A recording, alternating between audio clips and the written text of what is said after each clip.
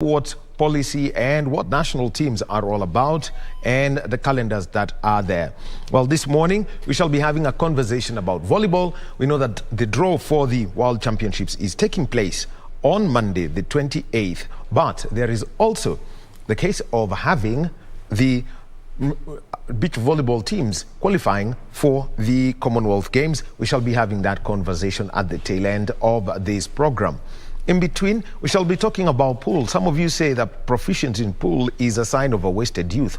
And what about being proficiency in pool being qualification to represent the country at the Africa Black Ball Championships in Zambia, and that's in 2 weeks' time. We shall be speaking with two women who are in the national team. They qualified, and two men who are in the national team. And also the sport that nobody plays, boxing, the sweet science.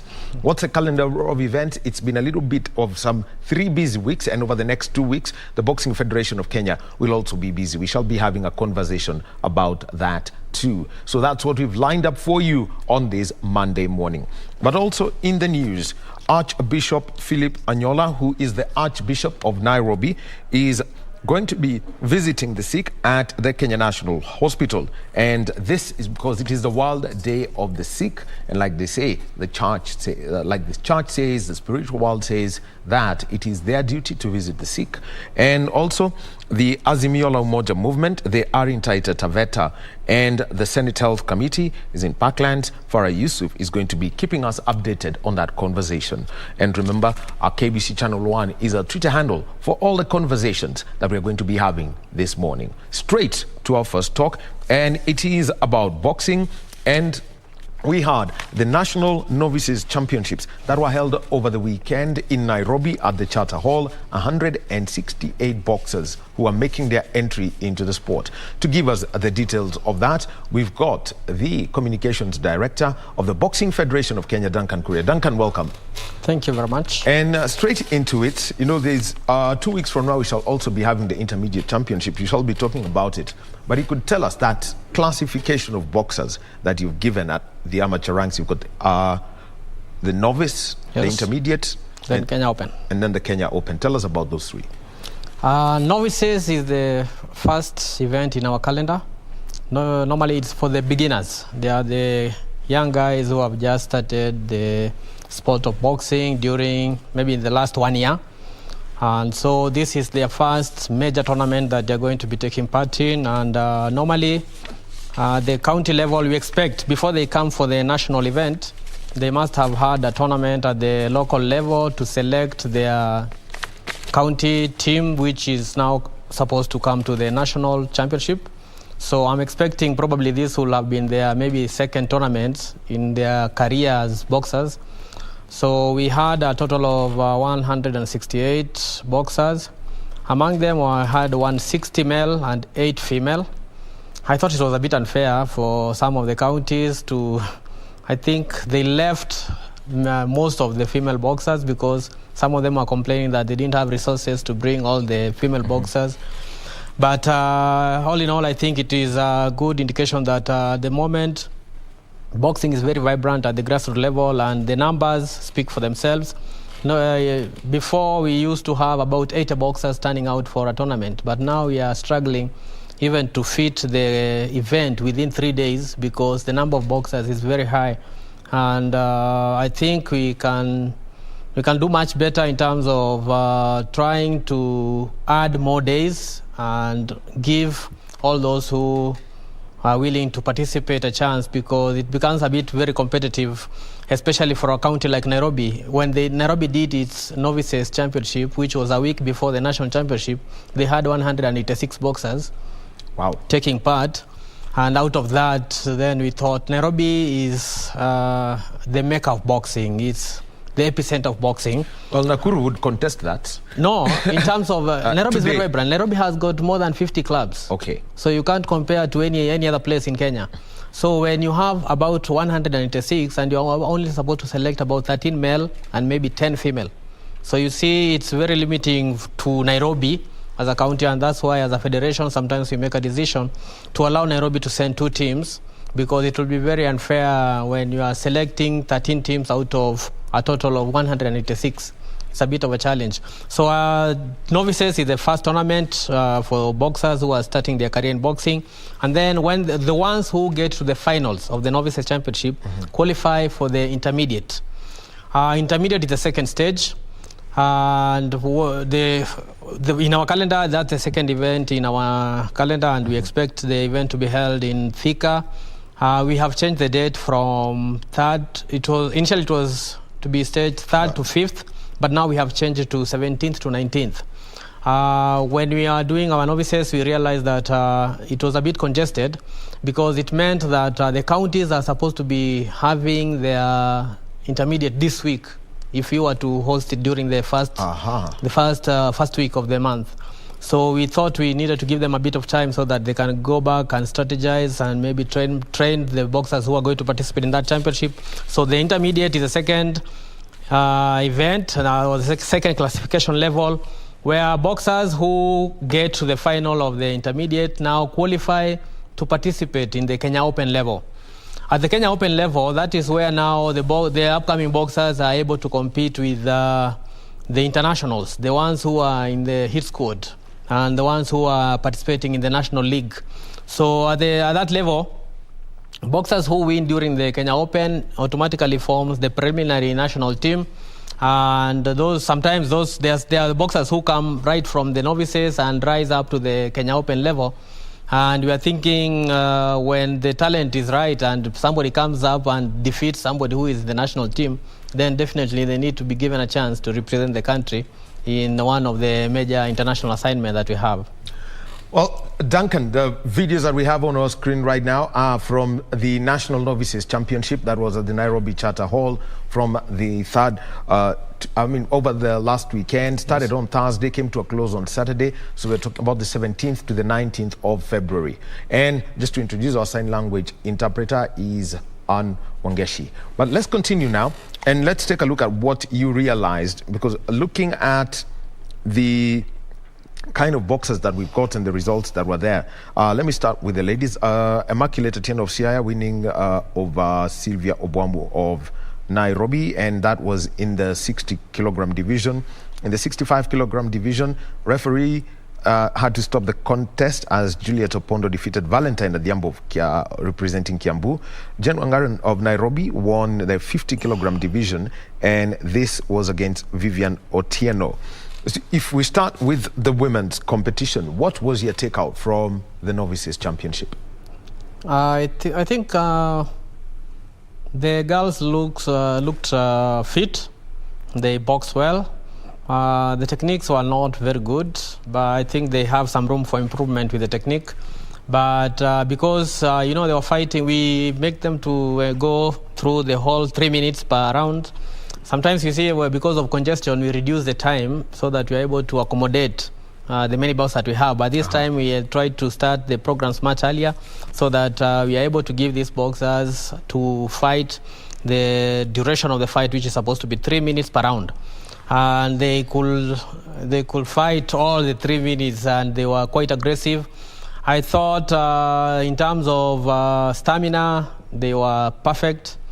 It's only that we thought maybe with proper coaching, when they are coming up now at higher level, I think they had some room for improvement. But there was one I saw. No, first we had one which was a special contest, and they were minimum weight, and they were very good. And I thought I saw somebody who probably could challenge Christine because she was very tactically and technically sound. She even scored a knockout through a body punch. You get hit to the tummy and you decide you're not going on, and that is one of the best knockouts, when somebody hits you on the tummy and you decide you're not going on. Because sometimes if you get somebody who knows how to punch, first you need to be very tactically sound to be able to move and attack the body. And this girl was doing it so well that she punched her opponent to the tummy, and the opponent just knelt down, took the count, decided she was not going on. Well, that was very good fun. I'm thinking this is the kind of person that if they go ahead and do the intermediate and she goes through, then she has a very good chance coming to Kenya Open, where we think we need to build some depth in terms of having more women competitors, because we have a very serious engagement with the World Women Championship coming in the month of May. Yes. And we also think that we really need to work on the depth of our women boxers, because Paris 2024 Olympic Games, we are going to have equal number of men and women. We have 50% gender parity. So there's going to be a lot of chances for women boxers to be able to compete at that high level. Again, now we need now to look at the different weights, because now, like this one we saw is a very good minimum weight. And in minimum weight, we have Christine Ongare, who is doing very well at the national team level. Minimum weight being 48 kilograms. 48 kilograms, between this 45 to 48. So now we need to see how we can be able to slot them within the respective weight category, so that we do not have many good boxers in one weight category, and we struggle to fill some weights because there are very few women boxers. Well, let's talk about the men now, and let's start with the minimum weight. Harun Kamau of Nairobi B winning against William Malawi of Nairobi A. The referee having to stop the contest. And, I thought it was the other way around. William won. Oh, yes, sorry, William won, yes. Okay, it's my mistake. Then we had Abdallah Juma of Mombasa A winning against, losing to John Gachanja on points. Let's just talk about this weight, the 51 and the 48 kg divisions. Yeah. What are the prospects for these people going forward? The one for, I think, William William Malawi was very good. The southpaw, technically, tactically, left-handed. Yes. The heavy punch is the left. So he stands like this. So in many men, where the ones we call orthodox, the right hand is the strong hand. So you stand like this. But for Malawi, I think he's southpaw, and he was very well in terms of his movement, in terms of scoring. He was technically superior to all his opponents, and he won comfortably all his bouts.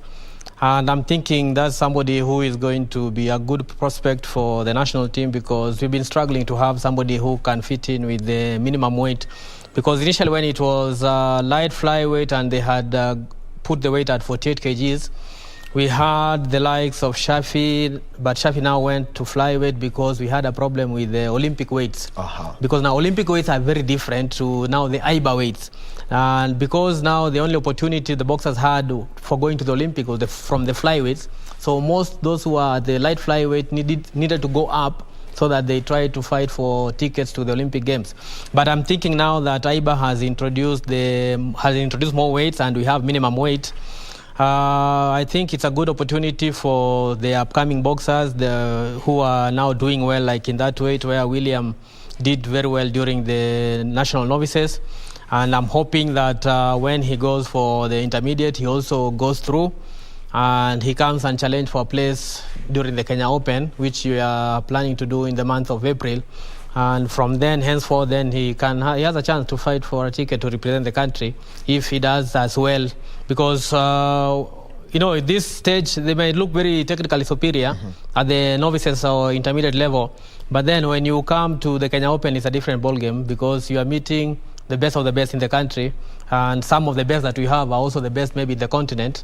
So it's going to be a different challenge for them, but all the same, I believe we need to have more boxers in each and every weight category, so that we have adequate depth, such that we can be able to have maybe 2-3 national teams or persons in every weight category who can be able to do duty for the national team. Well, let's move up the weights. The bantam, the flyweight, the 51 kg and the 54 kg kilograms. 51 is flyweight, 54 is bantamweight. Abdallah Juma of Mombasa losing to John Gachanja of Nairobi. And we also had Said Okum of Busia winning the bantamweight category against Dan Moose of Prisons. The referee stopping the contest in this case. Yeah. Let's first talk about Okumu from Busia. What's the story with Busia? Because we also have Hassan Wanande coming up from there and challenging for the top position. There's another one called Silas Wandera from there, bantamweight. I think Busia is doing very well, because it's one of the counties which had been isolated before, because before we had got this new administration with President Jamal, or Anthony Ombok, popularly known as Jamal, Busia didn't have an association, so they were not able to participate in the boxing league or tournaments. And if they were to participate now, they had to do it through Kisumu. But you see now with the new dispensation, where we are having counties registered differently. So we have in the western Kenya, we have Vihiga, we have Kakamega and Busia. They are doing fantastic in terms of bringing their teams, the number of boxers they are producing, and they are good boxers, where at the novices and intermediate level, they are performing so well. And we even a boxer like Silas Wandera in bantamweight last, I think 2019 was the champion in national novices and national intermediate. And we even called him to national team so that we just try to prepare him for future assignments, coming to train with the best in the country. And they are really improving. And I think Busia is doing so well. Though I think sometimes I think they are benefiting being at the border, and some boxers from Uganda, I think they do tournament at the border level, and it's helped them to sharpen themselves. And I think that's why they are a bit competitive, because somebody like Hassan Wanaende, he was the best boxer during the last time we held the National Novices Championship and the Intermediate. And you can see easily that he can challenge for national team position. But I think maybe as a federation, we need to come up with a way in which we can be able to have some training camps where we can be able to impact some technique in some of these boxers, because we can see they have raw talent, but we really need to sharpen that talent so that they can be able to perform at their optimum level, having sound techniques and knowing, learning the ring generalship and how to manage the game. I think those are some of the small things that we need to add to some of these boxers who are coming from these new places where we never used to have boxing before. But at the moment, we are having so many boxers coming from such areas. And when they come and participate in our national tournaments, like the national novices and intermediate, they are winning. And when you come from such areas and you're beating guys who are from Nairobi, I think we need to look at such talent. And I think Busia, Vihiga, and Kakamega didn't participate in this tournament. I don't know. I think they had financial difficulties. But generally, I think Siaya is also doing wonderfully well. And in terms of women, they had the most women during this tournament. From the 8 women who are there, how many were there were from Siaya? I think 4 from Siaya. Half those participated were from Siaya, which is commendable. And they also have a very good, they have so many junior boxers. And we are going to have a junior tournament in the month of April. So I'm thinking some of these counties are going to help us in terms of getting a bigger volume of boxers. But as a national federation, we need to work on now helping the coaching at the local level to be at top level. I'll come to the coaching as a topic on its own, but let's just speak to the novices, and let's look at the weights that are there in the middle. Probably a successor to Nico Koth in the 57 and 60 divisions. We had James Maine from Prisons. We also had Wycliffe Kasere from Machakos. Yeah.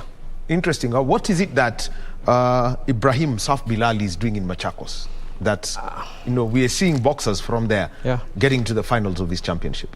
I think okay, just to introduce Ibrahim Saf Bilali, he is a bronze medalist from the 1984 Olympic Games, and he's now a coach, and he's an older brother to Suleiman Bilali, who was at the Sydney and also the Beijing Games. The experience that Bilali has is massive, and I think he's an asset to this country. And as a Boxing Federation of Kenya, we gave him an opportunity to take part in the IBA Star 1 coaching course that we did, and he's one of those who qualified. And so he's an IBA certified coach. He's doing a very good job in Machakos, and you can see some of his boxers even won during the National Novices Championship. And I think it's only a matter of time before he starts producing more, because we've had a very short time, and also due to COVID pandemic, the challenges posed by a pandemic also did not help us in terms of being very active in terms of organizing tournaments where the boxers at the local level can be able to showcase their talent. But I'm thinking Bilali is doing a very good job. He had a good team that participated during the national novices. They were very competitive. You can see in terms of technique, now that's where a county like Machakos will have an advantage, because having a certified IBA coach who is an experienced former Kenya international, one of the very best we have produced in Kenya. So I'm thinking Machakos is a county to watch, because Bilal is doing a good job there, and he has all it takes. He knows what it takes to be a champion, and I believe it will be much easier for him to produce the champions. So, but the boxers I saw at the Novices, when you look at them, I think they also need to learn a lot, because some of them, when you look at them physically, they look much smaller than their weight division. Than the weight division. But now when you look at the like of the Nico Court is huge to some, when you compare him to some of the guys who are participating at the Novices level. But what happens is that when now they get to Kenya Open level, they'll meet the big boys. And the big boys will give you a tough time in the ring. You'll need to go down in your weight category so that you fit in. Maybe if somebody was competing at lightweight, you might get a beating at the Kenya Open level, you would drop to bantamweight. And that's where now you fit, where you'll be much stronger. We're talking about a drop of 6 kilos here. It's very possible. It happens. In boxing, we can't wait very fast.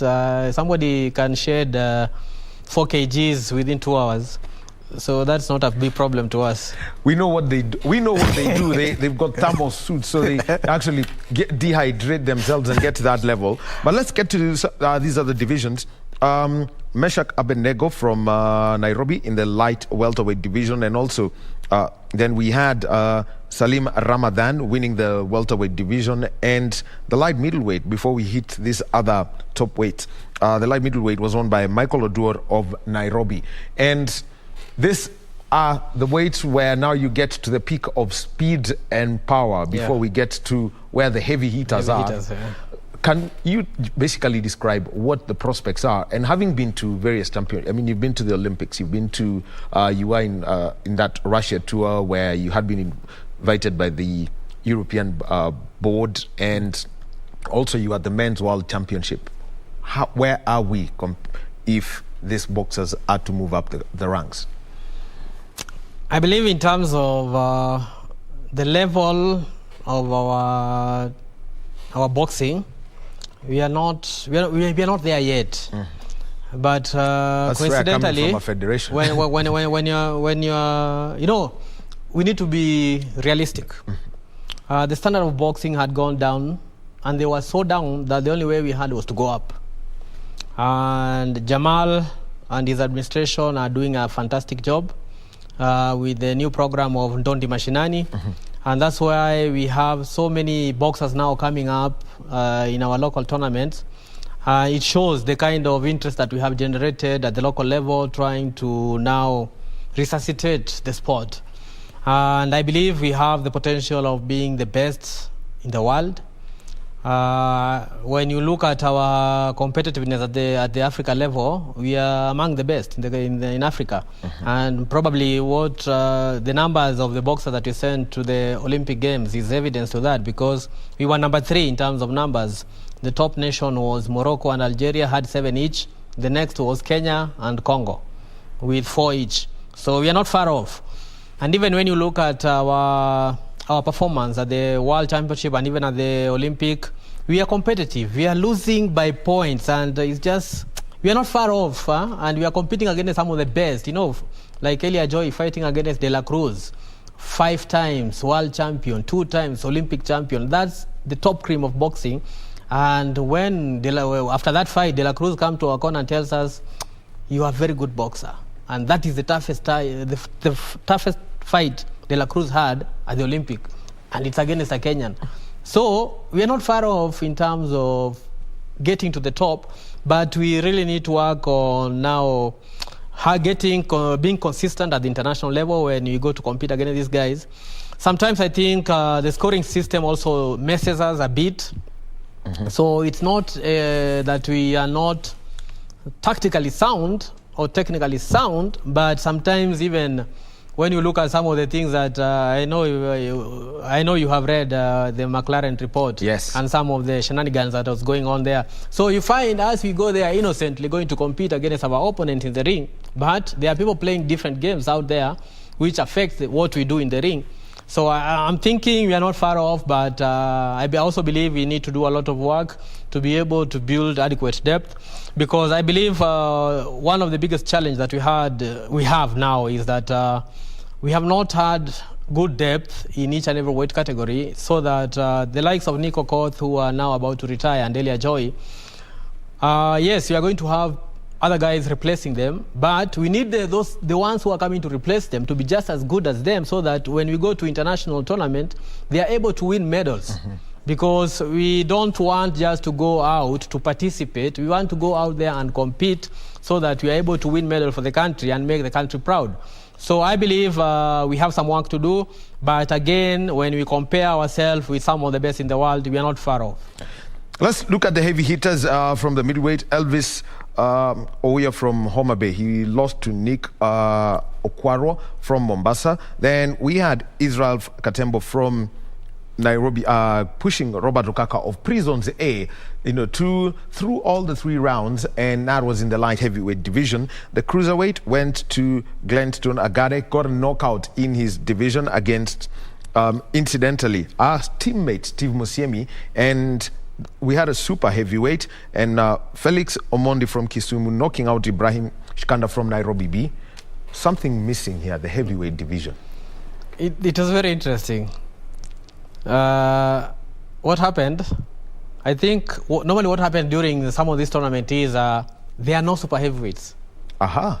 So, I think most teams, guys, reason that it will be much easier for them to win if they go to super heavy, because most likely they'll get walkover. And then they get 8 of them going to super heavy. So we had 8 super heavyweights and no heavyweight. I thought the natural progression would be for you to move from cruiserweight to heavyweight, then over the over 91 kg, which is the super heavy at amateur level. Yeah, it was very unusual for me. I had not seen something like that before, but I believe that is the thinking, because normally when you go even to the major international tournaments, the super heavyweights are fewer.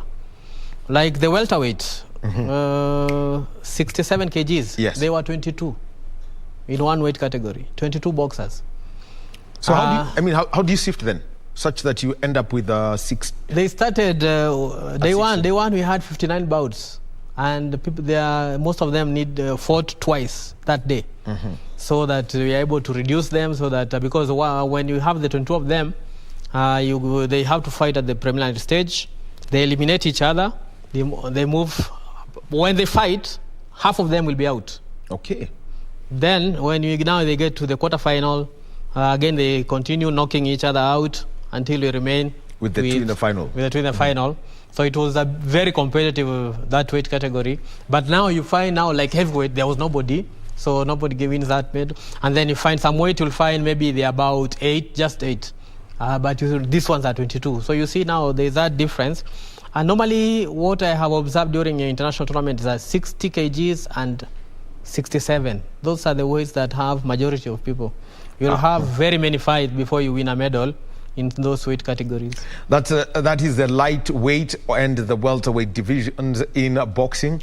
And overall, your assessment for these boxers now as they move to the intermediate 1 month from now?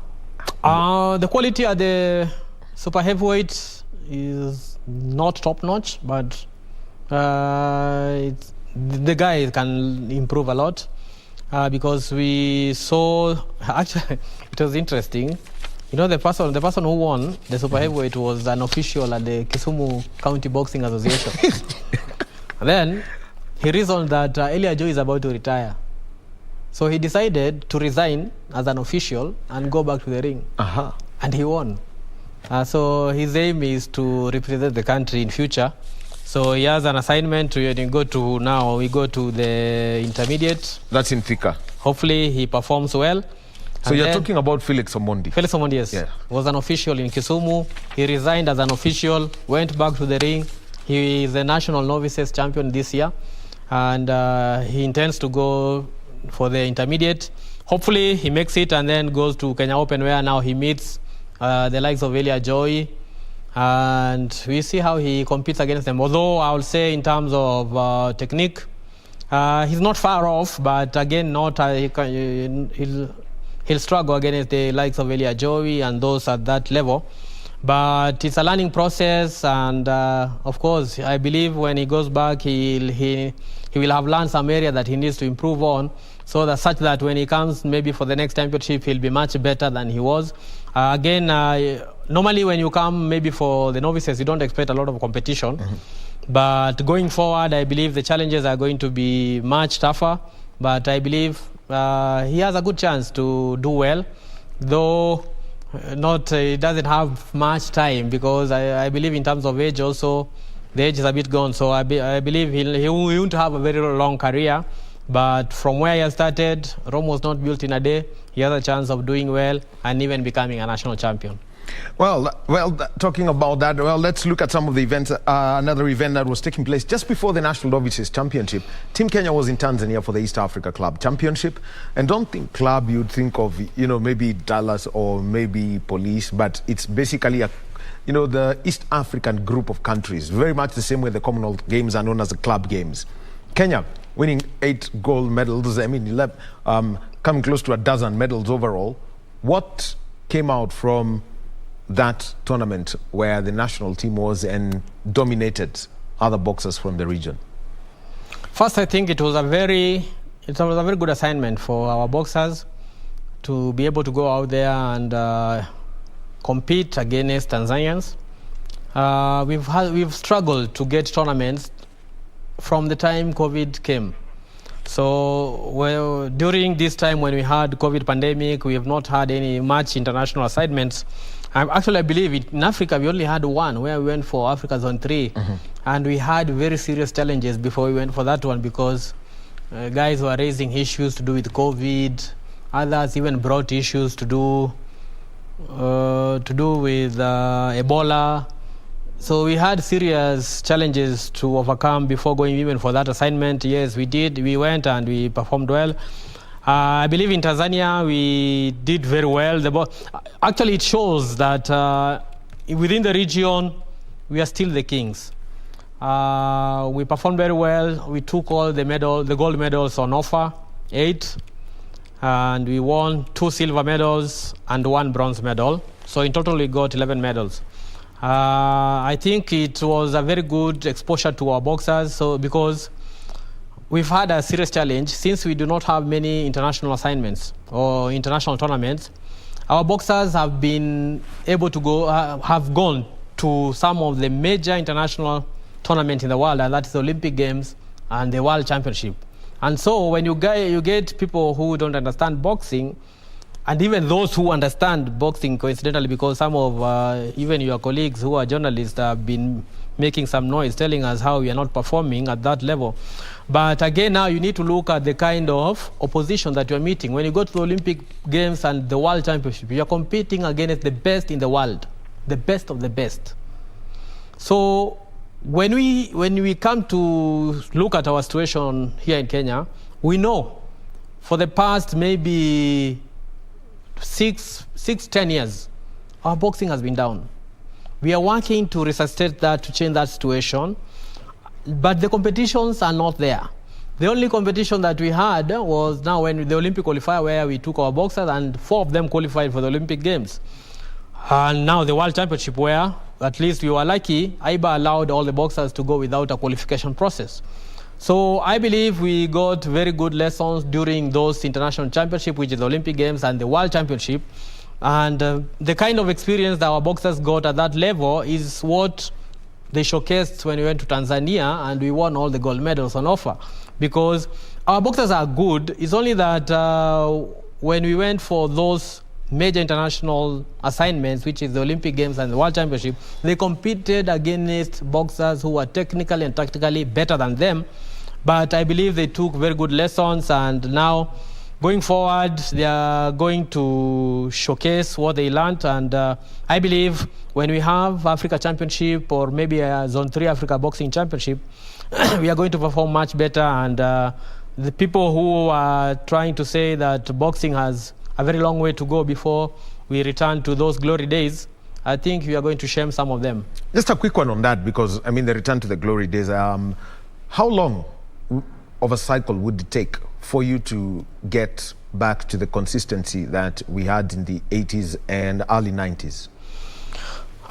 It's you can't say it like maybe about you can even one term, because we follow Sports Act, which is 4 years. 4 years, but I would say it might take about 2 to 3 terms to be able to get that level. But it depends with the kind of programs that you have, because we really need to go back to youth boxing and juniors, so that we have a production pool of youths who are coming into the sport, and then we have many tournaments for them, so that we sharpen their skills at that junior level, so that the juniors become feeder to the national team. Mm-hmm. But you see now the problem that we had was we only focused on the boxers who are at the national team level, and we didn't care about now building the guys who are going to come and replace the ones who are at the top level.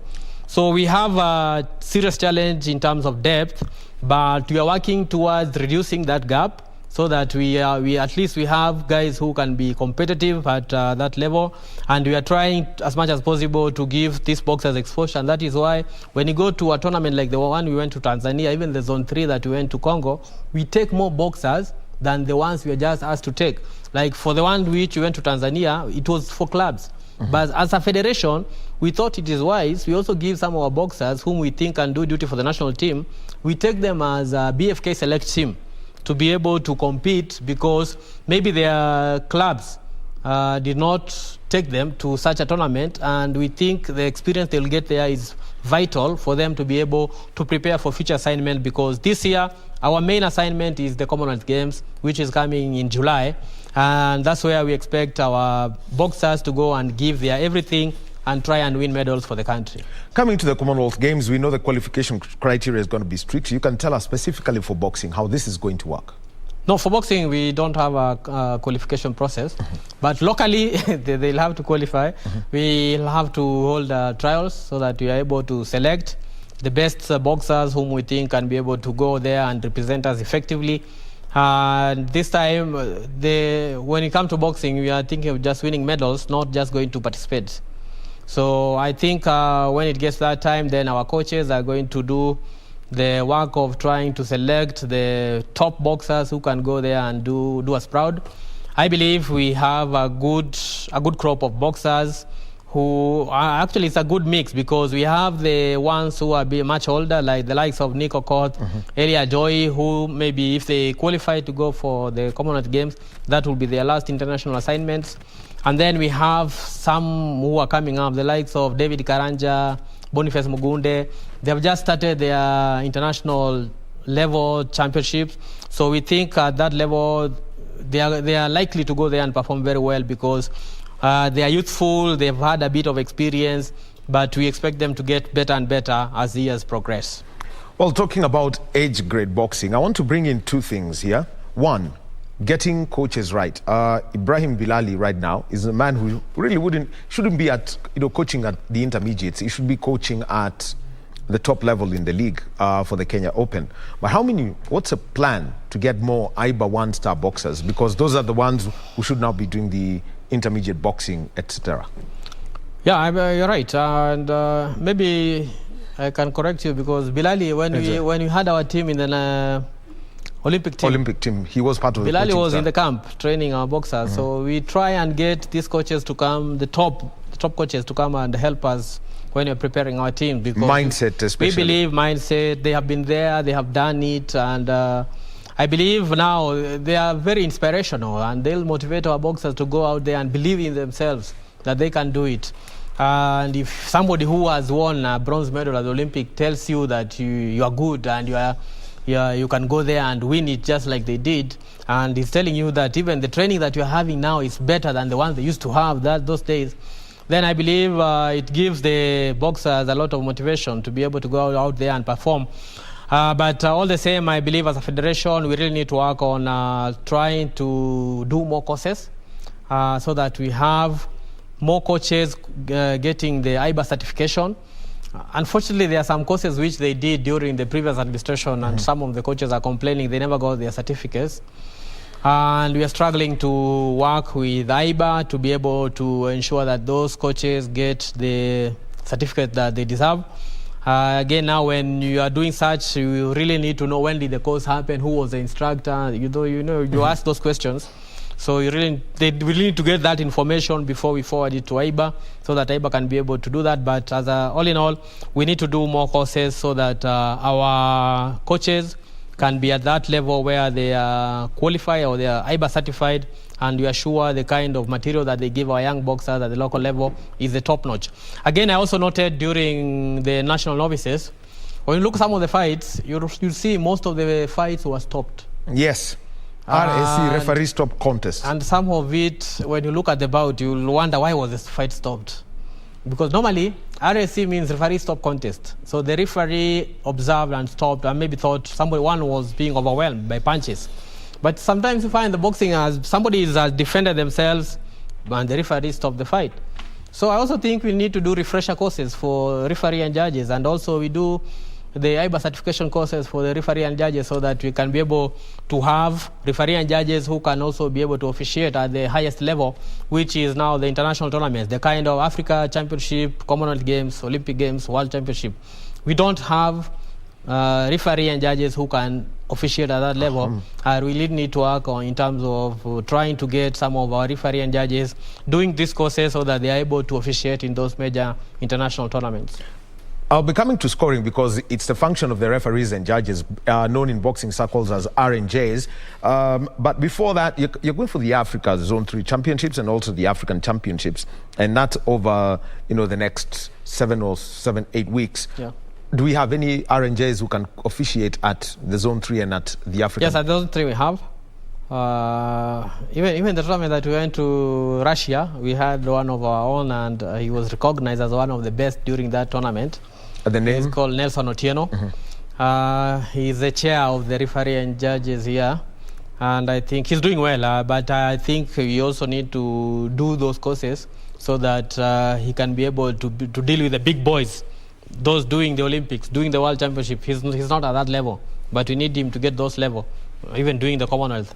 But all in all, it just needs that you need to go back to class, study, get those get your stars, certificate, get the stars, and then come and do duty for the country. I believe it's very possible, and as a federation, IBA also has been very accommodative, because in most of the courses that are being done now, they are waiving the fees that they used to charge.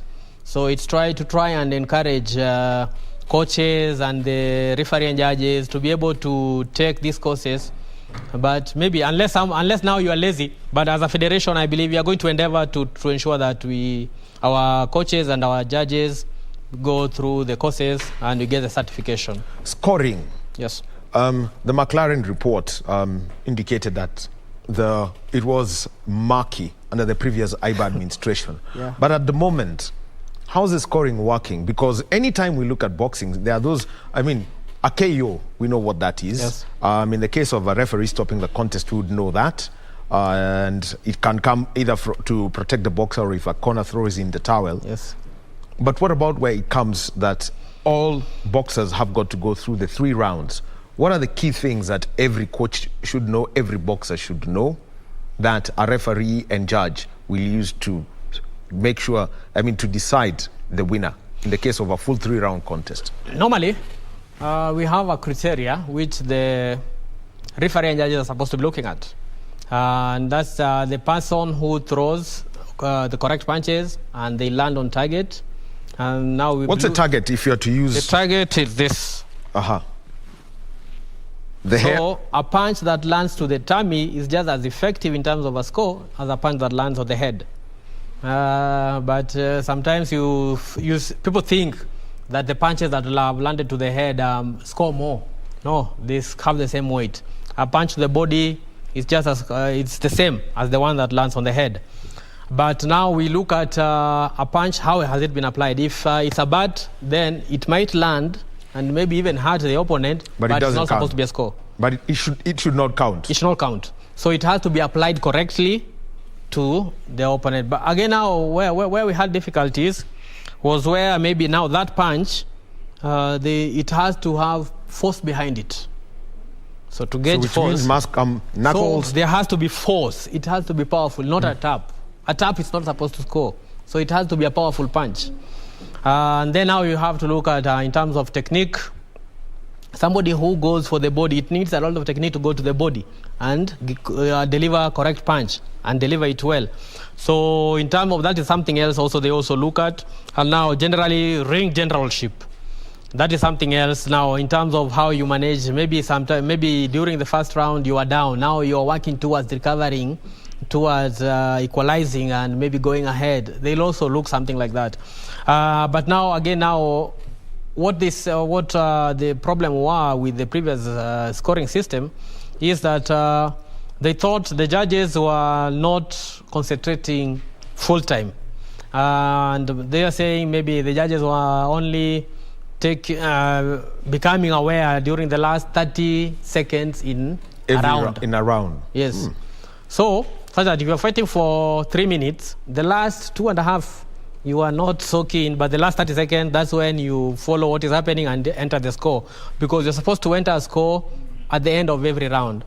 But now with the new system, what IBA is introducing is that a score is supposed to be entered after every minute. So that at the first round, first minute who won, second minute who won, third minute who won. We enter it that way. So at the end of it, you are going to have score for the 9 minutes. Each minute the judges were scoring. And then now we do the tabulation. Now if you you're given a caution, then they have to deduct a point. And this time they're deducting 2 points for a public caution. So no, that's the new system that they're introducing.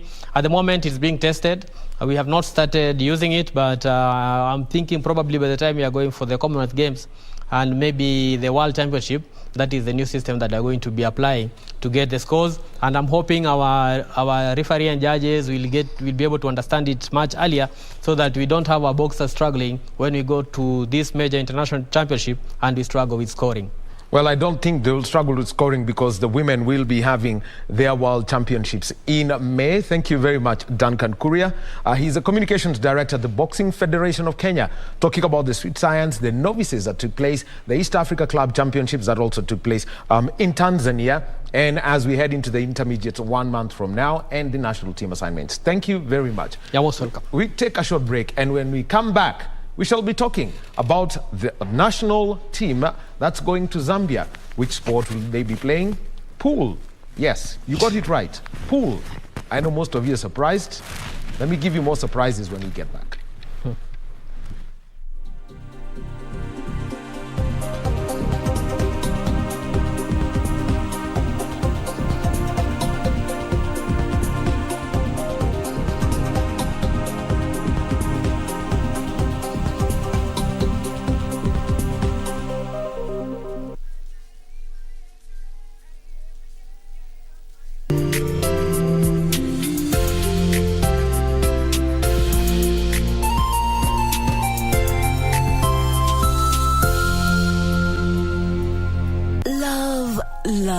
Love is in there. It's celebrated in all phones worldwide.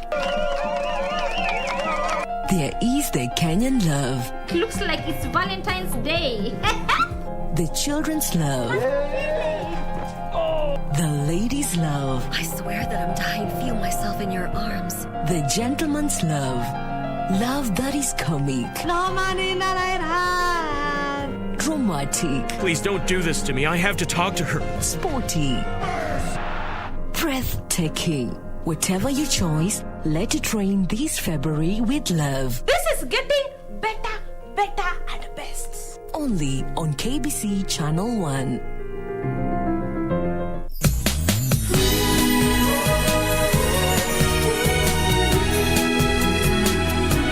Just wait for me in the restaurant, okay? Oh. Aren't you afraid she's gonna catch us? What are we gonna do? Oh my. I'm so sorry. I'll go take care of it ASAP and come back as early as I can, okay? All women believe their husbands are loyal to them. They just won't admit it, even if there's proof. I wonder what makes you trust him so much. A lady asked us to dry clean it immediately. She told us to send it to 2622. I saw him talking with another woman. They were picking out wedding rings.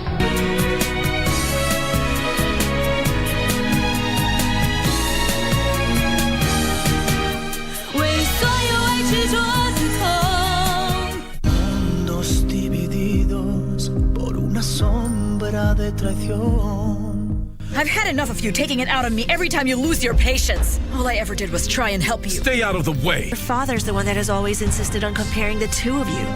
The only thing you can do for Santi is what you've always done. Give him your love. I'm going to remove my son from this low-class facility. I'll take him to the best hospital in Mexico where they have real doctors. Grandma, what's going on? Where am I? If you don't obey me, I have no need to keep on paying your way. Do you want money? That means you'll have to start to work. Lying heart. Fue sembrando el veneno y la ambición.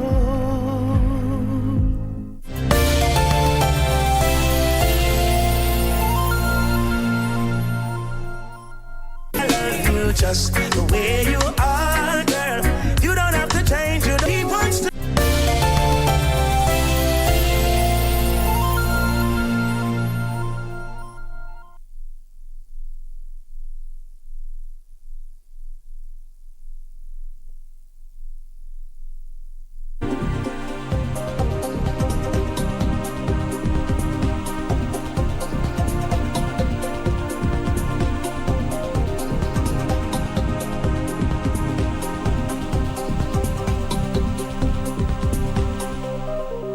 Back to Sports Check on this Monday morning. It's the 21st day of February and the year is 2022. We've had one conversation about boxing. I'll tell you that there is a national team for pool. Well, Duncan had that, and yes, there's a national pool team. Well, looks like the sport has a reputation that precedes it. But the Africa Black Ball Pool Championships will be taking place in Zambia 2 weeks from now, and there's a prize fund of $12,500. And this is what you would simply call the triangle pool game, but they call it the black ball pool professionally.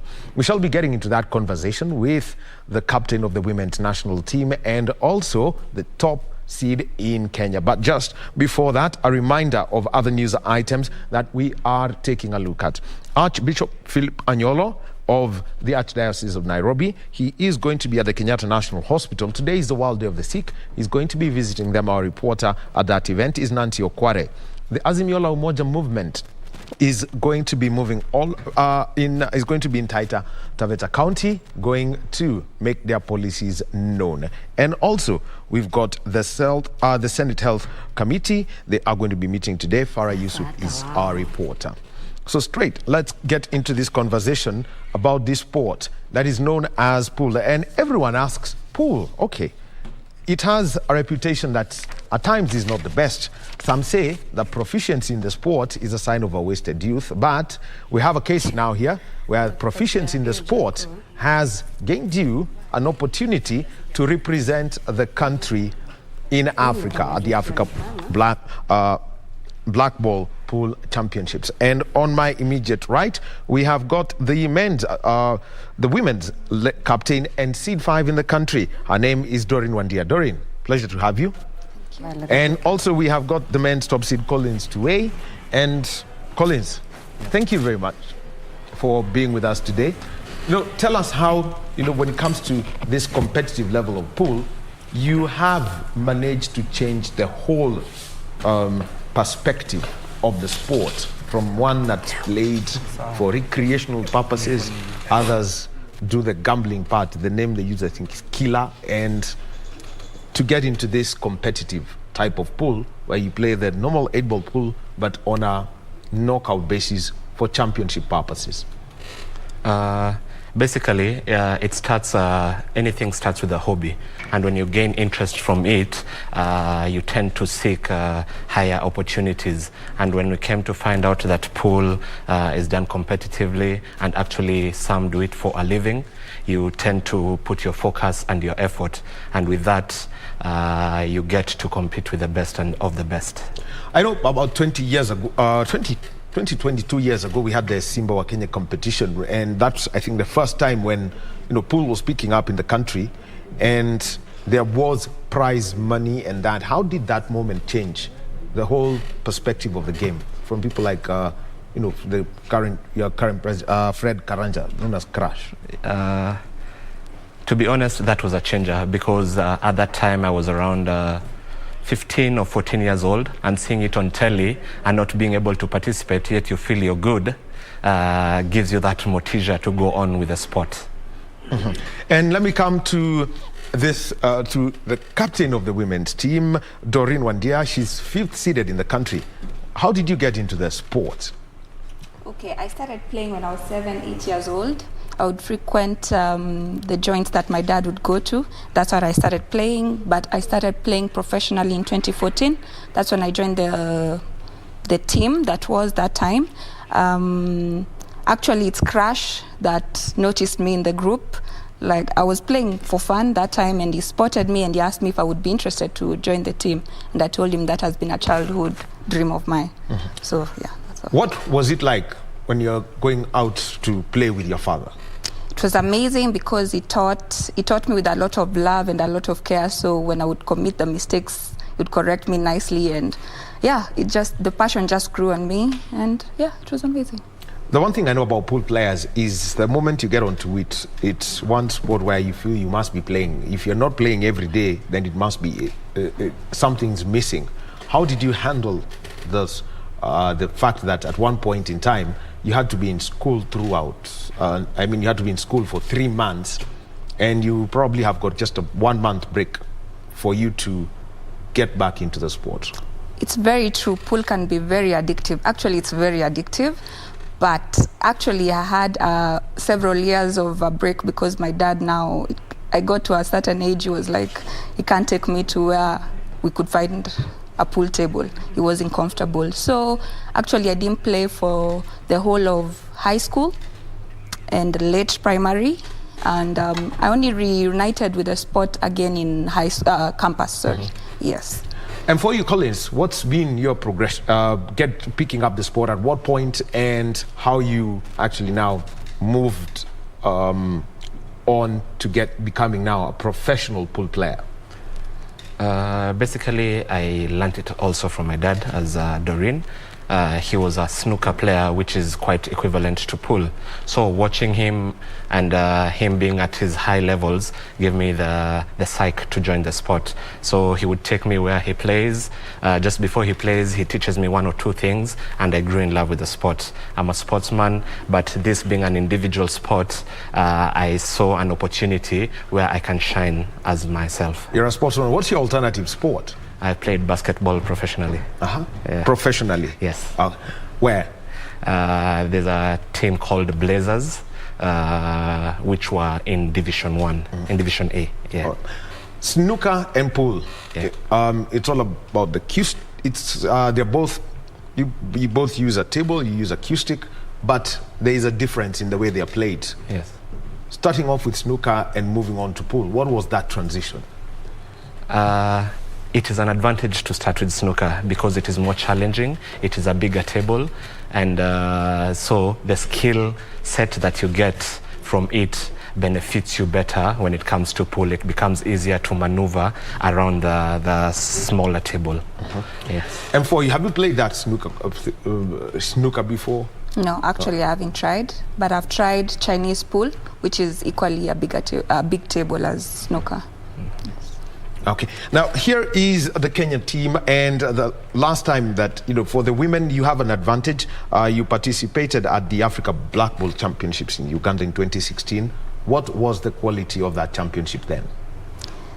Then we weren't well prepared because actually we only had 4 ladies making up our team instead of the 5. So that means we had to forfeit the 5 slots, the frames for the team. So we didn't perform very well in Uganda, and even in 2014 we'd gone to Tanzania for the same. We also didn't perform very well, but yeah, this year we are getting better and we're hoping to keep on improving as we move forward.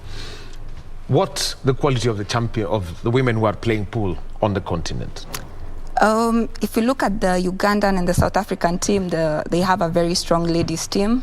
Actually, in 2017, I was able to attend the same event in Zimbabwe, and the lady who actually beat me is part of the team that is now the world champion. Like the South African team is actually the current female world champion. Well, and talking about the teams that will be participating, South Africa is one of them. So you can expect that there's going to be a lot of steep competition that's going to be coming in for Team Kenya. For you, Collins, the men's team, you have been to these championships. The men's team has been to these championships before. What is currently the kind of competition that we've got in the continent? I would say we started off 2012, 2011 going for test matches in Uganda, in Tanzania, whereby we were top in East Africa. But due to structures and lack of a lot of commitment in the sport, we lagged behind a bit, and Uganda overtook us, and they are the current African champions according to the last championships that they had. But South Africa is the most talented, and they've gone for world championships outside of the continent. So I believe they're the most talented, but as we are coming back to the sport, we are here to gear up and to fight the top of the top. And given the kind of number of men who are playing in the championships, having taken a look at the videos of the qualifiers for this Africa Black Ball Championships, looking at the number of men playing, what's the quality? How much growth have you seen? We've been able to identify new talents from different places, Kapsabet, Eldoret, Kitale, Mombasa, and there are good players out there which showcased properly in these qualifications. And I believe we have a strong team, and we are much better than we were 2-3 years ago. All right, let me come to you, Doreen, and you're the captain of the women's team, so I want you to take us through this squad. You have seeded 55% win ratio.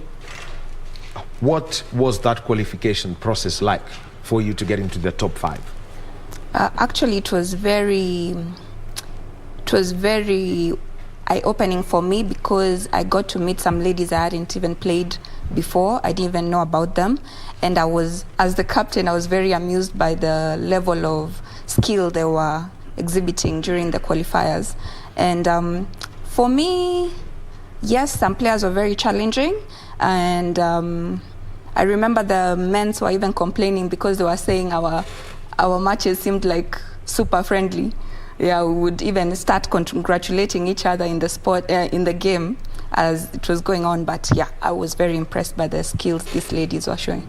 So tell us about the team that you'll be captaining. We've got Victoria, we've got Anissa, and we've got Jackie, and also we've got Penina Rose, the top seed. Oh yeah, so they all have different level of skills. Some are very talented when it comes to the white management. Others is the sporting skill, and I'm very confident that before we go for the championship, we'll help each other and polish where we are lagging behind as individual players. Can we basically take us through your team? Let me start with Victoria, who seeded 4. Yes. Mm-hmm.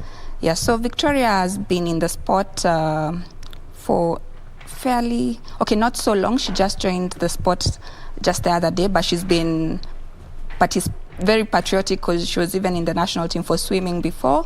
But yeah, her skills on the table are formidable. When you watch her game, you will clearly see that. Anissa has been in the sport for so many years now. She told me she's played for over 20 years now, and her skill is still there. And Jackie plays in Limuru. She's a top seed there. Like, she's actually used to beating men thoroughly. And yeah, she plays pool full time. She told me she does it full time. PR will be talking to us later, and yeah, she'll talk about her skill then. Okay. Now let's, Collins, let's talk about the men's team. I know this is where you've got a lot of competition here. So first of all, let's talk about Fahad. Yes. Fahad was a player back in 2010. He took a break, a good player coming up. We used to have local tournaments, individual tournaments, whereby I met him, and he was a challenge then, but he took a break and came back to the sport 2 years ago, and is really coming up the ranks and are very competitive with a different style of play. Yeah. We also have got Henry Mwangi. Henry was supposed to be with us. Yes. And we'll give you a message that we would like you to pass to Henry later. Yes. But tell us about Henry. Phenomenal player. Has been on the top rating in the country for the longest time. He's my biggest competitor. And we've played on individual tournaments, team. We've played in the same team, representing the country, representing corporates. One of the toughest-minded players we have. Well, his win ratio was 65%, and for Jeff, he got 68% win ratio. Tell us about how these win ratios were reached at the qualifiers. The way the qualifiers were done was in a point system whereby every game counted. You were supposed to play each and every player 8 games, and each game gives you a point. So it depends on the win-loss ratio. And with Geoffrey, it came to the last match that I had, which I was able to overtake him because it was very competitive and it was on top throughout the qualifiers until the last day. Well, your win ratio was 68.75%. His was 68.05. How brutal was the men's eliminate? It was crazy. I would tell you, by the last day, I had 4 matches to go and I was 4th. According to my wins for the previous 3 days. And I won it by 1 game difference. That's why the ratios are so close between me and Geoffrey. So as they say, you snooze, you lose. It's very practical when it came to the qualifiers that we have. And during looking at what you've got to do now, for example, for your game, what is it that you found out from the other women in the team that you are competing against? One thing, the first thing I learned, overconfidence is very bad. You are overconfident going into it? A bit, I must confess. A bit. And then I learned that I need to work on my, how do we call it? My accuracy in my shots, because if there's something I was failing on was my accuracy, but I'm a very defensive player. So I also white ball managers. Yes. Yes, I need to work on my attack capabilities because for lack of a better term, I'm very shy when it comes to potting. Like, I'd rather just defend all through, so I need to balance that. I mean, to do that, what kind of style of play would you need to adapt? Because there are those people who will try and get the ball close to the pot, and then leave it there. Then leave it there. Make sure that pot is blocked, and look for the opponents to make the mistakes. Yes. What needs to change? Actually, you've just described my type of play. That's how I do it. So now I need to remember that you might try and, we call it snooker your opponent, but someone like Anissa and Victoria, even if you snooker them, my friend, they'll just double and find their ball. So so I need to know how to balance that. That's why I play with CT a lot and the other top players as well. So they are teaching me to learn how to also attack at the same time. Maintaining your cool in a game like this, which is about accuracy, how do you go about it? On a light note, Fahad is very good at consoling someone when you're tensed. Because I remember some time back I had a money match against Jackie, and I was shaking. I was even tearing up before the match. And he came, he gave me some words. Why were you tearing? And the tension is there. It's always there, no matter how much you've played. Because I would believe that somebody would tear up only if they have lost the game, not because they are going to play a game. Anxiety can make you tear up. Yeah, anxiety makes me tear up. So actually, I was even telling the ladies ahead of a serious championship like the one we are hoping to participate in, the anxiety will be there. Someone can even be shaking. I remember when I was playing, now the lady I was telling you from South Africa, I even committed a foul on my break because my hands just couldn't be calm at all. So basically a foul, no ball hit the cushions? Yeah, it just went straight and hit the white ball went straight and hit the cushion without touching the racked up balls. I was so embarrassed, but yeah, I remember that time because I was the only Kenyan there. The Ugandans were really there for me, so the Ugandan team coach came and spoke to me, gave me a hug. He's like, you got this, just relax. Yeah, and just enjoy the game. The trick of calming down your anxiety is to remember that it's a game and you need to enjoy it. It's not an exam, it's just a game. Just relax. Now, for us Kenyans, we won medals. The same pressure we put on our steeplechase team is the same pressure we'll put on Malkia Strikers and now the national pool team. You'll be giving us the name of your team. Now, here is Collins, and let me come to you. How do you manage these situations, given that 4 games to go, and you're lying 4th, and you've got to win all of them to make it to the team? How do you handle this kind of pressure? It comes down to your mental strength, and mental strength is something you acquire over time. Being a competitive player, playing in difficult matches, we usually have money matches, playing people from outside of the country, you grow into knowing how to deal with the pressure, because definitely, even if you're how good, pressure will always be there. So one thing I tell myself, every game is different. From the moment you break the balls, you study the table, you either know you're going for an attack or you're going to be cautious. So remembering your basics is a way of dealing with nerves. Remembering what you need to do, your preparations, that's a way of dealing with nerves instead of thinking of the outcome while you're in the match. Now, also what Kenyans may need to know about the Africa Black Ball Pool Championships. Let's talk about the regulations of the sport that everyone needs to know. Doreen, let's start with the break. What are the rules that will apply?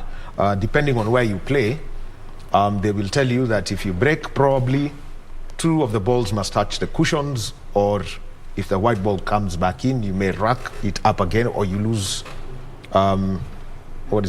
or you lose the play. The frame, yes. The frame. What are the rules when it comes to breaking that? Yeah, so they all, they depend on the rules that you're playing. So for black ball rules, when you break, at least 2 balls have to cross half of the table, and or maybe 1, but 1 goes in. Like either you pot one crosses the half. Comes now back towards you. Yeah, back towards you. Yes, maybe Collins can.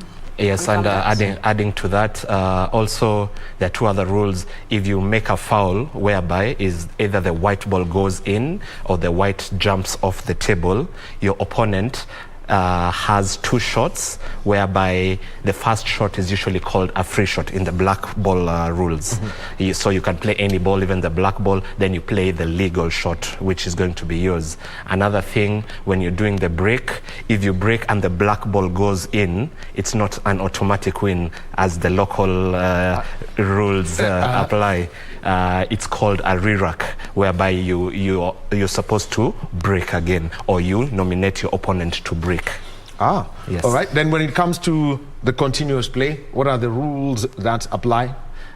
So go fast. You're free to interchange. Okay. So during the continuous play, every shot you make, either the contact ball is the ball when you hit the white to hit your ball, either that ball or any other ball on the table or the white must touch the cushion. You see the way the local play, you can just hit the ball you want and just leave the white there. That's a foul. Oh, so your expertise, snookering. So that avoids dirty play, as they say. Yes. So you have to hit the cushion. And if you don't hit the cushion, either the ball goes in for it to be a legal shot. And in case of any foul, your opponent has a chance to play a free ball, then to continue with another shot. There are no two shots in this black ball. The first shot, in case of a foul, it's called a free shot, and then you continue with your shot. Okay, let me just get this free shot right. Yes. It means that if I see the black ball is in a position where it may, let me just about the black ball in continuous play. Yes. If it's spotted, that game's gone. Yes. So that means with a free shot, yes, I am free to move the black ball away from a risky position. Exactly, to a better position, maybe where your balls are strategically to control the game. So then here comes, so what are some of the other things that one should not do when you've got the continuous play, and say in a normal condition where you've not, every player is porting the balls? What are the things one should not do during play? Let me mention two that are very controversial. So there's one, you see where you're playing and then your opponent has spotted the white, the way people run to hold it instead of waiting for it to roll down. You should wait for it to roll down. If you touch it, you've lost that frame. Don't touch it, you wait for it to roll down. And in a professional or championship setting, you wait for the ref to actually hand it to you. You're not the one to pick it up. You wait for the ref to hand it to you. Another thing you shouldn't do, for those of us who have personal cue sticks, you should not at any point of a frame, you see the way when you're playing casually, the opponent has two very strategically positioned ball and you're like, this one I've lost. You even start, opening your cue or, just acting in a way that you're showing you're forfeiting. Because people do that as a mental tactic against your opponent. You want to have them feel overconfident. So you shouldn't do that. If you do that, it doesn't matter if the player you're playing is almost actually committing a foul, but you forfeited the game. So you lose the frame. When it comes to finishing the game, what are the rules of the black ball? When you make a call for a pot and... for the black ball rules that we are going to be using, which is quite the common now in Africa and the world, you don't call the pot. You're allowed to pot the black in any pocket. And in case you have a foul, black ball has two shots, unlike the local rules or the prior rules that we used to use, that black only has one shot. And if you pocket the black and you pot the white, you've lost the game. It's considered as a foul. One other thing I'd forgotten is when you have two shots on the black and the black had gone in, when you pick it up, you can put it anywhere behind the bulk line. Bulk line is where you position the white when you're breaking, and play any ball. It doesn't, the way the old rules we used to hit, you have to hit the cushion to come back, and no, you can actually play it backward, for lack of a better term, backward. Well, that would help people who have no proficiency in that sport like me a lot. But they've also come with the equipment. And Collins, I think you've got an extension to the cue stick with you. You could... Yes. Okay, just sit. Sorry. Okay. But, you could demonstrate maybe by hand how you get to extend the length of the cue stick or... about that. Okay, so there are different extensions that we have depending on a shot whereby you need to reach across the table. So for you to be able to play the shot properly, you extend depending on how far you're stretching. So it just helps you maintain the right posture and technique while playing the shot, even when you're stretching far from the ball.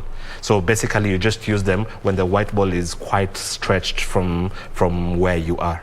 All right.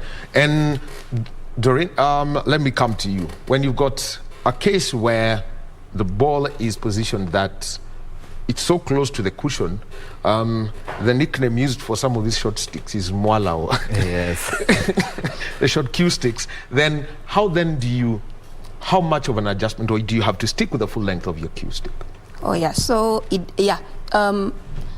they're normally shorter cues, and that applies to maybe in the room that you're playing. If you're very near to the wall, you'll have to use a smaller cue to fit the space that you have.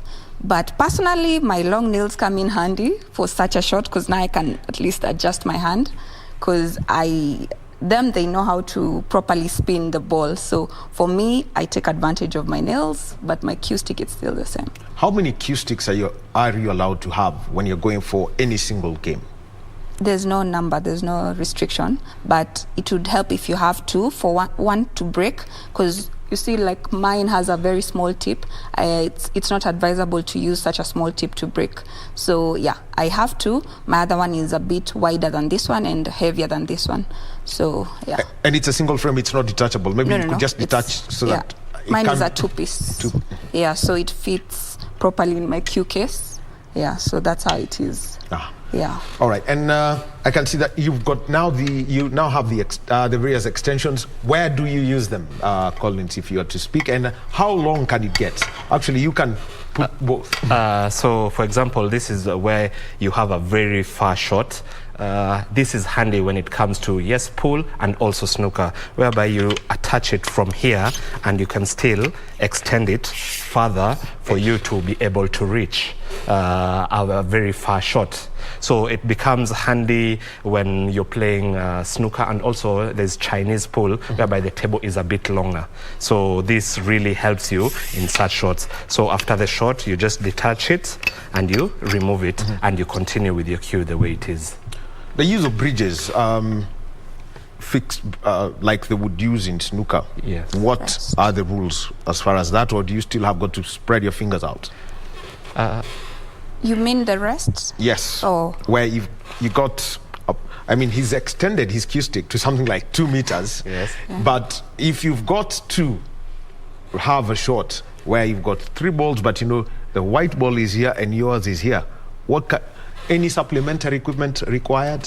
No, you have to use your fingers. There are things called the rest, whereby, for example, for when you extend, the rest acts like your finger, whereby you put another equipment whereby the cue will be passing, will be guided through that thing. So it helps you have a firm stroke. So that's basically what you use when you're stretching the cue. All right. And I'll come to you. Having seen what South Africa can do, they're the world champions, and the teams participating, Uganda, Zimbabwe, Swatini, Tanzania, Botswana, Morocco, Liberia, and the host Zambia. Where's the competition coming from? Don't include South Africa, the world champions, but for the rest of the countries, where's the competition? Uganda. Uganda is actually our regional, rivals, because they have a very strong team. Yes, so I'll be watching out for the Ugandan ladies as well.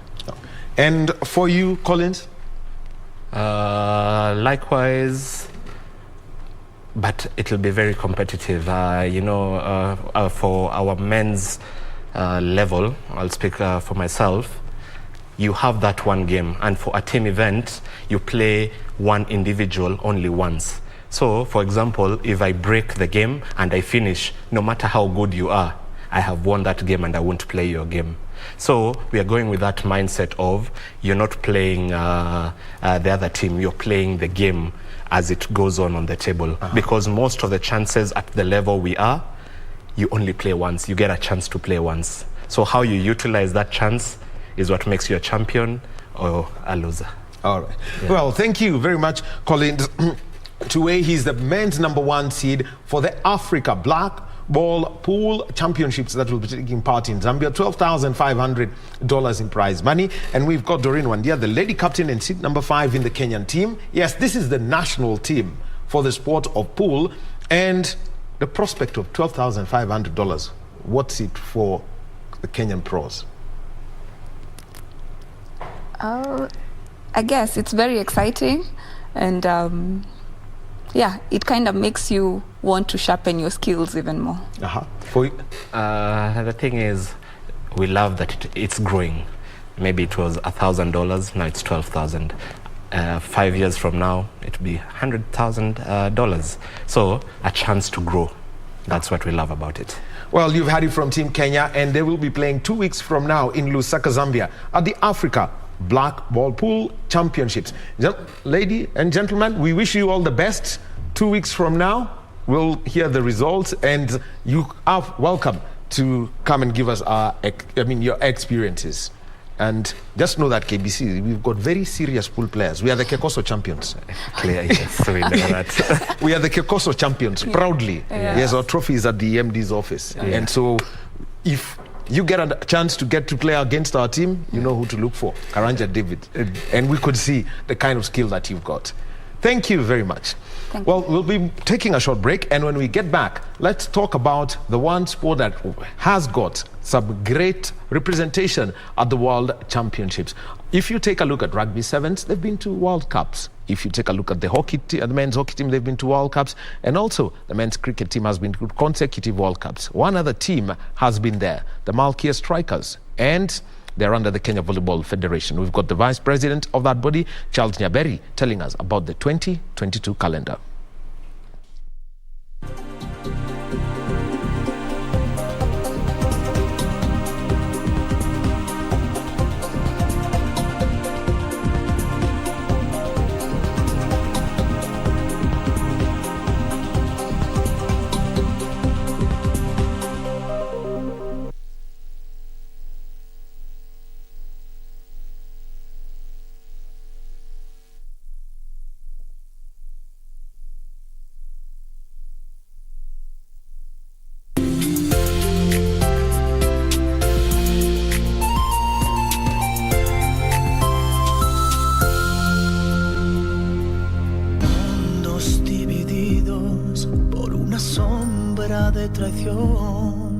I've had enough of you taking it out on me every time you lose your patience. All I ever did was try and help you. Stay out of the way. Your father's the one that has always insisted on comparing the two of you. The only thing you can do for Santi is what you've always done. Give him your love. I'm going to remove my son from this low-class facility. I'll take him to the best hospital in Mexico where they have real doctors. Grandma, what's going on? Where am I? If you don't obey me, I have no need to keep on paying your way. Do you want money? That means you'll have to start to work. Lying heart.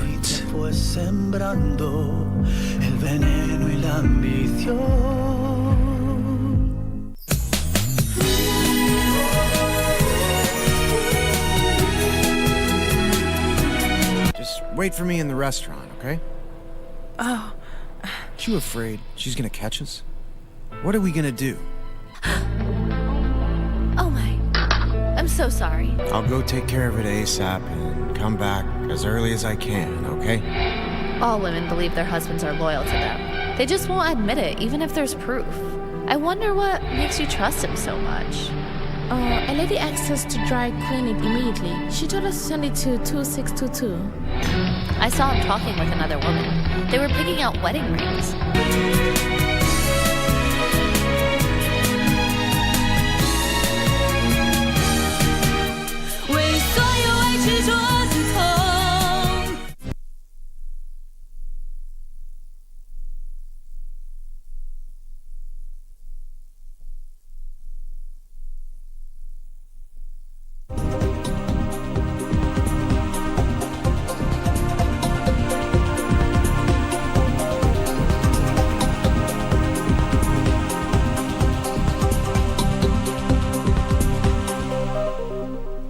And welcome back to Sports Check on this Monday morning. It's the 21st day of February 2022. Daniel Wahome is my name.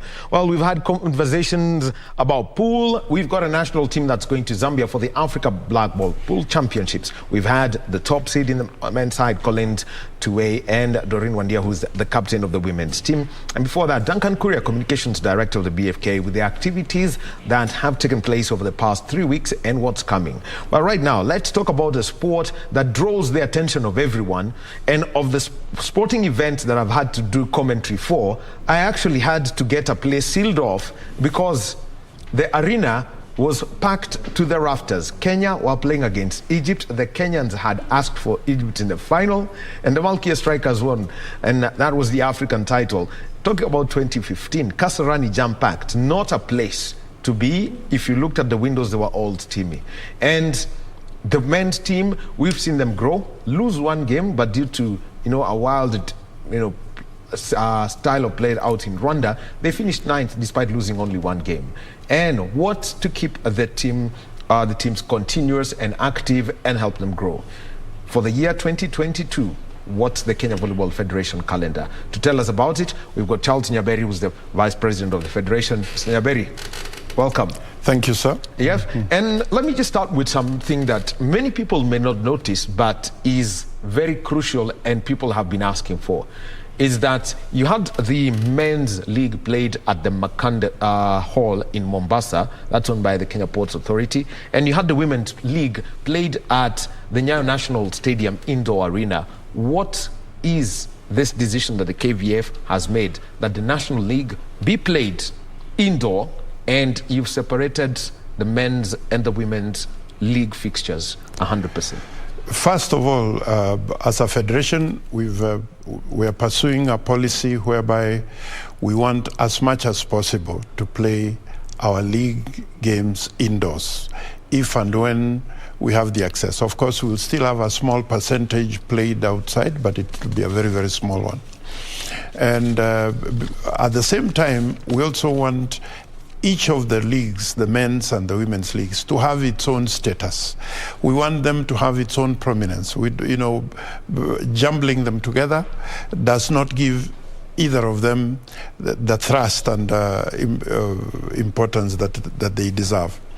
The other drawback, that we're actually that is working against us also, is the fact that besides Nyayo Basketball Stadium, which we negotiate with the Basketball Federation, they are our brother federation, Makande, the KPA Hall, where the management has very, very kindly allowed us access, we actually don't have any other affordable facility that we can use on a day-to-day basis.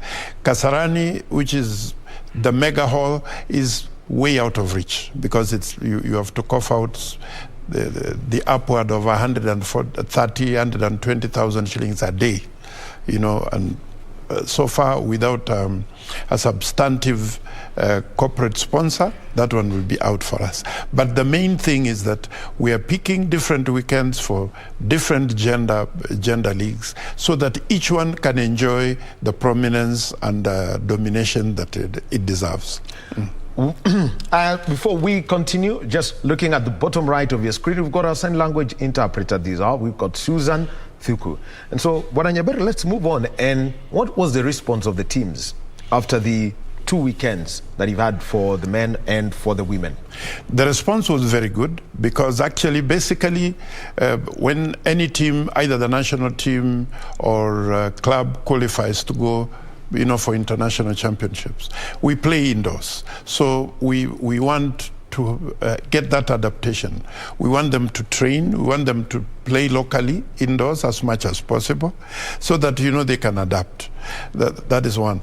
Two, even the coverage. Each of the leagues needs its own line of coverage, and Kenya Volleyball Federation, with the support of Trailblazers Volleyball Club, was able to transmit the games live, all of them live and instant on we have not yet reached the standard we want on social media platforms. So that is a plus because there are people who love volleyball who would like to follow us and they can't, and we don't want them just to rely on reported or recorded skits. We want when the game is on, anybody in Kenya and beyond can tune in. The other league that you've taken up, and looking at where Kenya had reached after their 2019 African Games and building up to the fact that Kenya qualified for the Olympics, that's the women's team, is the Beach Volleyball League. What has been the response to this? The Beach Volleyball League has actually grown in leaps and bounds over the last couple of years. At first, we started it more or less like a recreational side sport, supporting our league. And we used to play beach volleyball during off-season, basically for the players to enjoy themselves. And that time, most of the games were in Mombasa. But now, because of the new innovation, we're able to take it to any part of the country. We were in Makueni the other day, we were at Mbita Point, and we are going back to Mombasa this coming weekend. What is happening is that beach volleyball has grown both in volume and in quality and standard. I want to point out that the first time we won a title in beach volleyball was in Maputo, where our duo of Dorcas Ndasaba and Margaret Indakala won bronze. And, that encouraged us. And that was the 2011 African Games. 2011 All-Africa Games. And the men were actually number 4. Sila Makuto and I think it was Ibrahim Odori. They were number 4. So, and Patrick Owino, sorry. So, from then on, we moved on, and Kenya won the All-Africa Games title in Morocco in 2019. Then last year, our men ended up 6th in the Continental Cup, which was also the qualifier for Olympics. Our duo of Gaudensia Makoha and Blackie Hagala qualified to represent Kenya in the Olympics. This was a real milestone. And from that moment on, we are now the front runners on the continent, especially in the women, and the men are moving up. Soon, I think we'll be able to take on anybody in Africa. And now we have just selected a team that is going to go for the Commonwealth Games qualifier. Actually, I was coming to that, and about that team, the first thing we'd notice is a change of the coaching staff in the women's side. Salome Wanjala has taken over from Sami Mulinge. Just give us that backstory. Actually, it's not a change. What is happening? What's happening is reinforcement. We've been having Sami Mulinge and Patrick Owino handling the teams, both teams, and now with this new wave, with the new policy of involving ladies at the highest level, we are encouraging lady coaches, lady referees. We have 6 international lady referees, but on the coaching side, we have very highly qualified ladies. And the best thing is to throw them in the deep end, so to say, so they can start. So actually, what has been happening is that, we reinforced the coaching team. We brought in Sally Wanjala to join Patrick Owino. And Sami Mulinge is still the top man. He's the man in the hot seat. He's still the senior most coach. But for this particular assignment, we gave him the extra cap of manager, so that he is manager stroke head coach. Sami Mulinge is still overall head coach for the men and women. But we want the women's team also to be handled and Salome Wanjala qualifies on merit. She's an experience. She started by representing Kenya in the under 18 when she was still a Form 3 student at Mukumu Girls way back in 2002. She moved on into the senior team. She was a setup in the senior team. She's been playing for our prisons team. Now she's actually the coach for Nairobi Prisons women's team, which people don't know. But on the beach volleyball side, at international level, she's also an FIVB level 1 and FIVB level 2 qualified coach. Then in beach volleyball, she attended the course that we had here, and she's been in the coaching staff, albeit in the background. So what we are basically doing is giving her some exposure, but it's not replacement, it's not a redeployment of any type as it may be construed. Sami Mulinge is still very much an integral part of our coaching team. In fact, he's their boss, he's their leader.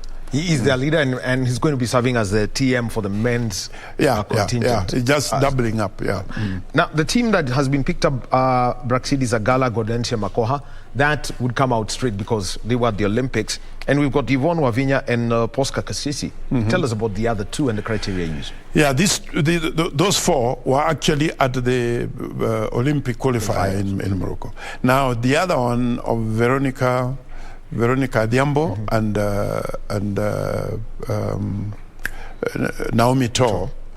Naomi Tor is actually an old hand. Naomi Tor used to be the regular partner for Gaudensia Makoha. Yes. Until she injured her leg and was out for a year. And now she's coming back. So she's no new person. Veronica Diambo plays for Kenya. She's now one of the new kids on the block for the Malkia Strikers, and the duo of Veronica Adhiambo and Naomi actually won the leg that we had in Makueni recently. Actually, Veronica was MVP. Yeah, she was the most valuable player. So they are not new. So from these 6, we believe that we will get 4 very competitive players to travel to Ghana on the 20th of next month for the Olympic qualifier, for the African Olympic qualifier. And we believe that we can qualify. And for the Commonwealth Games, I don't see us getting anything short of, we should qualify and also perform very well at the Commonwealth proper. Well, the men's team will have Patrick Owino. You mentioned he finished 4th at the 2011 African Games in Mozambique. Yeah. And he's got Ibrahim Odori, James Mwaniki, Donald Mchete, Wilfred Kimutai. There's Elfas Makuto and Jairus Kipkosgei.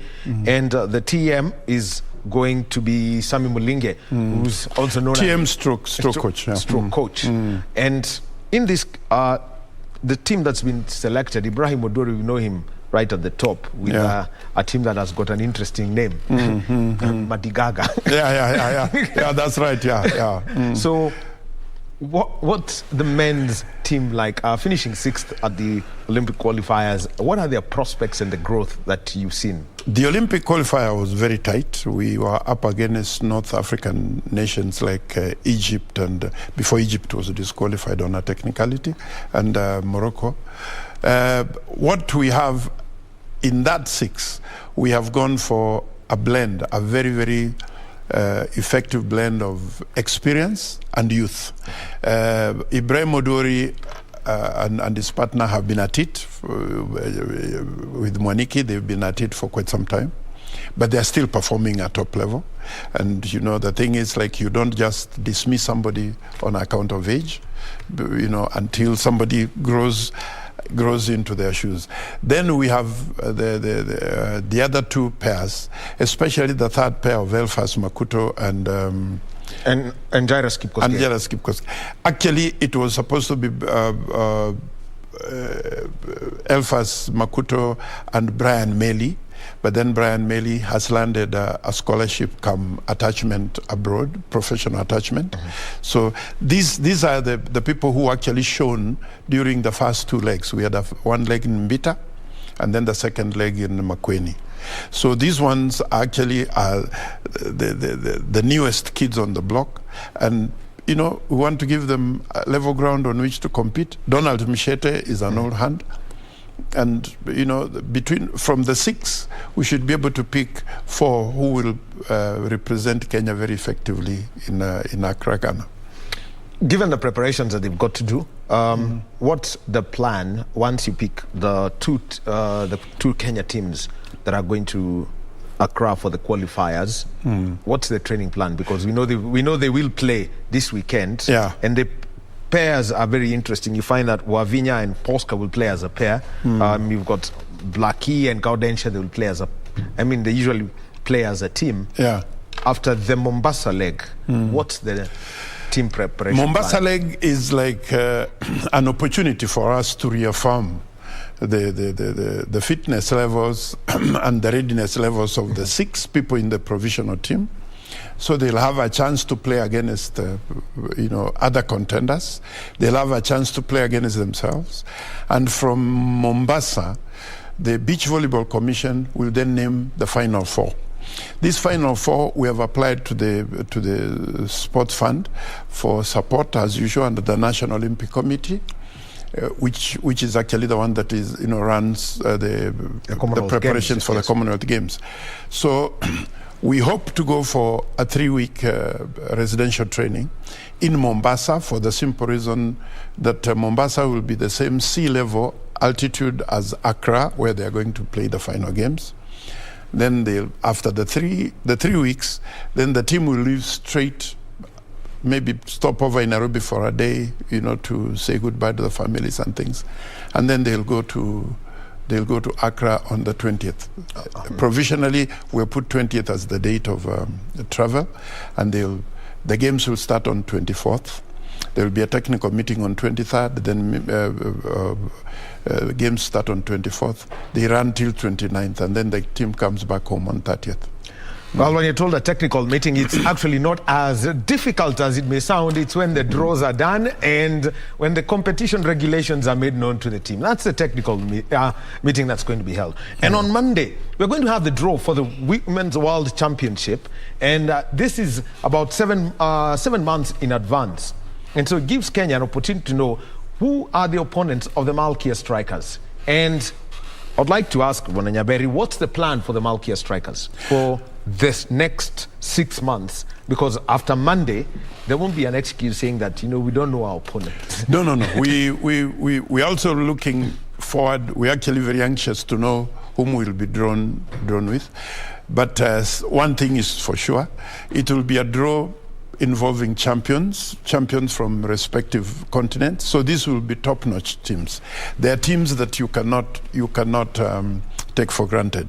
So for the Olympics, we could not travel to Brazil for the planned 2-week technical exposure.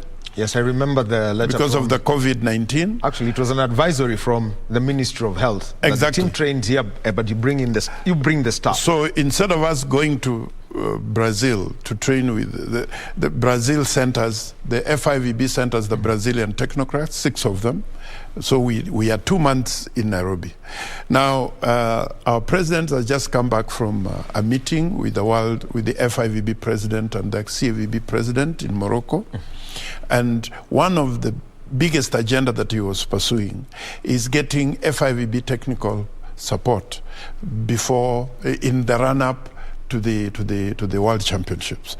We have qualified. We qualified when we went to Rwanda, although we were disappointed a little bit that we were upstaged to 2nd position, but all the same, the most important thing is that we qualified.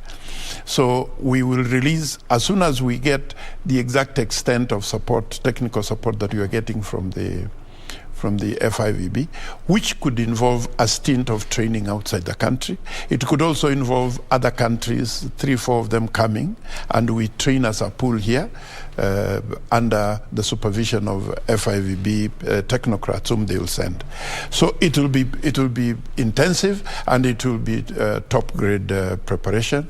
We don't want just to be participating as a matter of course. We want to go there and make an impression. And we'll start with these World Championships, move on to the beach volleyball Commonwealth Games, like that. And then next year, there is All Africa Games coming. And then by the time of the 2024 Olympics, we hope that the Malkia Strikers will be as competitive as any other teams. A lot of those teams have grown the same way. Dominican Republic was actually behind us a few years ago.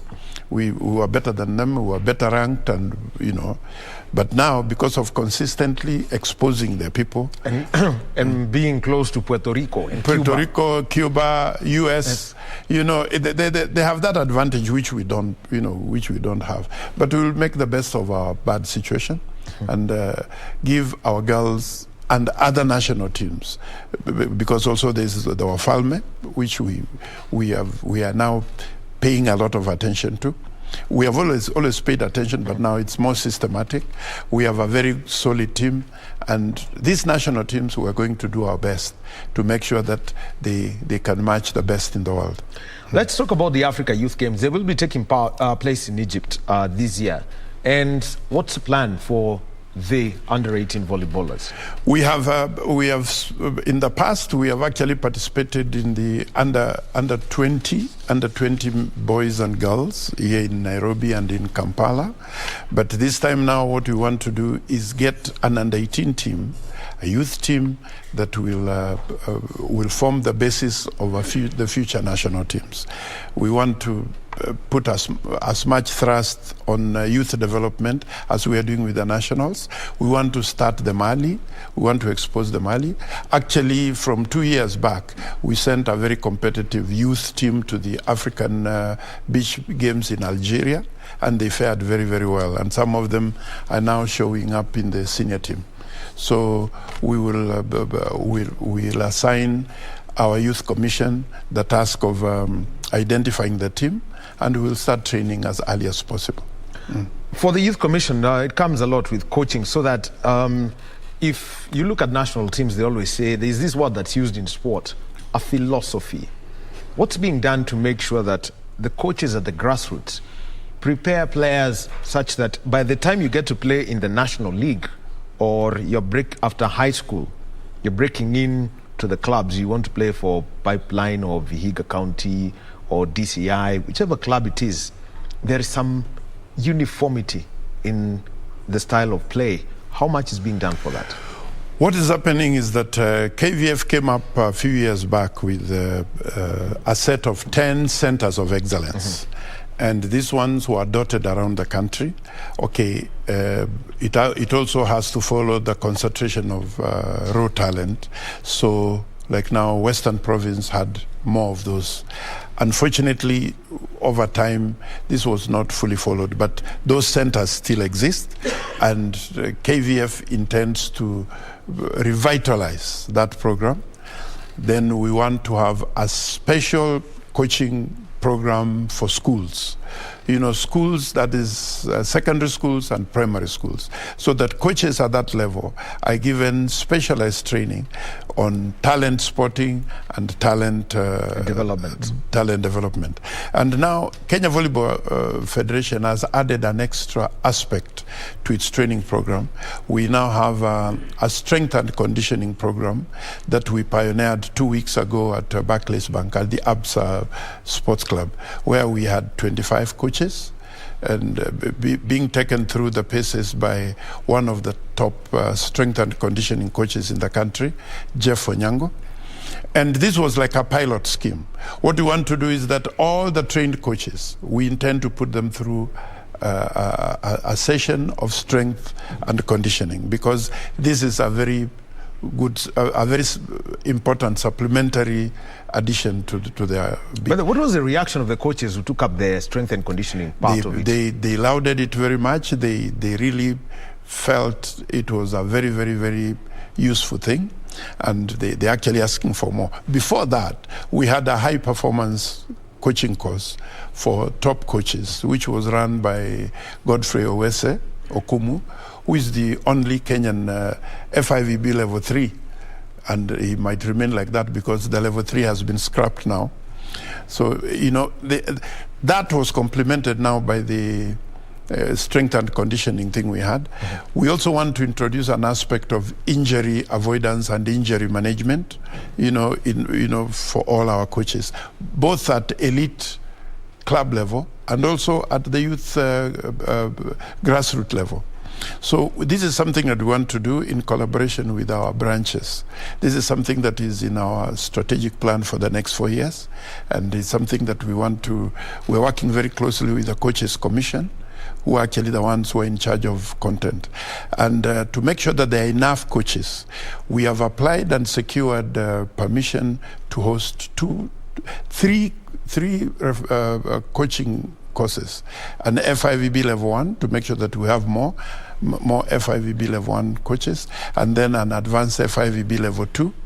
We also have an FIVB international beach volleyball coaching course coming up. We've been granted those 3. We're struggling to get an FIVB beach volleyball refereeing course because we have only one international beach volleyball referee in this country. It's not commensurate. It doesn't tally with our level of play.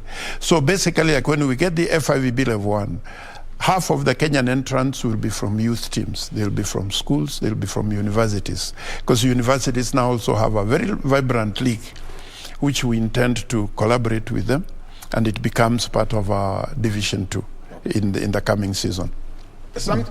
Now that you've got the league, volleyball mashinani, I know people in Elda Maravin, people in Eldoret, when you have the Amaco, there's the Governor's Cup in Nyeri. You will occasionally go to Makueni. Yeah. What's there for these people, given that you've decided to go indoor? I fully understand volleyball at international level is an indoor sport. So what about for the people? No, we we still have our circuit of open volleyball tournaments at both national and branch levels. The branches actually have a full calendar, which is played wholly outdoor, because we have not reached a place, we don't have the facilities to say we convert into. And then at the same time also, being a spectator sport, we like taking the action to where the people are. So like now, we had a very, very good first tournament in Kapsabet. Before that, we had a pre-season tournament in Mosoriot that also tied up as the Rift Valley Heroes Award. Then, we are going to go to Nyeri for the Deep Heat tournament. We have a Nyanza Open in Kisumu. Then we have something else in Kitui. The outdoor program, the 10-stop outdoor program is still intact, because we can't convert everybody into the elite leagues. We'll go indoor as much as possible. Minimal outdoor bits, but the normal action at both national and branch level will continue. Yeah. Mr. Charles Nyaberi is the Vice President of the Kenya Volleyball Federation. Thank you for your time this morning and the insights into this. So if you are in Mombasa next weekend, actually, you're going to be next to Pirates. Yeah, Beach. It's next to Pirates. It's at the Fig Tree. The Fig Tree Beach is just a walking distance from Pirates. And we'll be there Friday, Saturday, Sunday. Well, if you're down at the coast and you want to see the best of the volleyballers we've got in the country, just go down there, and there is a beach volleyball tournament that's taking place. There are Malkia Strikers preparations. Remember, next week, Monday, all fingers crossed that the Malkia Strikers get a draw that can be competitive for them. Well, I want to thank you for being with us this morning as we had conversations around volleyball, pool, and also a conversation around boxing. And I'll tell you, Mr. Nyaberi simply said, you know what, Doreen is a very good pool player. So already there are those who are known by even those in other federations. That is true. Time for me to leave and say thank you to you, the viewer, and the team that put together this program. Coming up next is Kurunzi Yamashinani, and we're going to be joined by Zainab Said next. Our sign language interpreter has been Susan Thuku. Have a good day.